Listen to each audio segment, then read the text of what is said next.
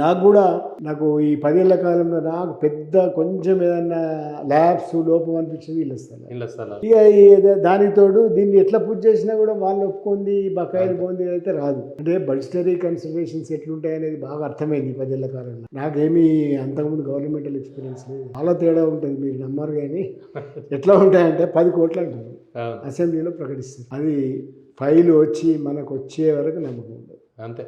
ఆ తర్వాత ల్యాబ్స్ అవుతుంటుంది, మార్చి అయిపోతుంది, ఇంకేంది మళ్ళీ పోతుంది, మళ్ళీ ఒక 15 కోట్లు అంటారు. మనం అనేక సార్లు అడుగుతాం. ఇక్కడ మనకు తెలుసు కాబట్టి కొంచెం పోయి వాళ్ళని మన డబ్బుల కోసమే పోయేది. నేను ఎప్పుడైనా డబ్బులు ఏమన్నా ఇవ్వండి అని నంబర్ వేసి కూడా ఇవ్వని రోజులు ఉన్నాయి. ఒకసారి అయితే ఒక ఎక్స్పీరియన్స్, సరే ఆ మంత్రి పేరు అవసరం కానీ, మంత్రి దగ్గర ఆయన బడ్జెట్ అయిపోయింది, 31 మార్చ్ లోపున బడ్జెట్ పెట్టేసినాక డిన్నర్ ఇస్తారు.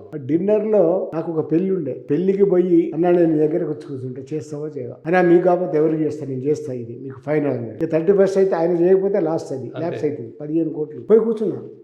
డిన్నర్ కాకముందు ఆయన అక్కడనే ఉన్నాడు, నేను పెళ్లికి పోయినా వచ్చినా కూర్చొని ఏం సంగతి అన్నా, నేనే ఇదే పని చేస్తున్నా అన్నాడు. రాలే అంటే అట్లుంటాయి.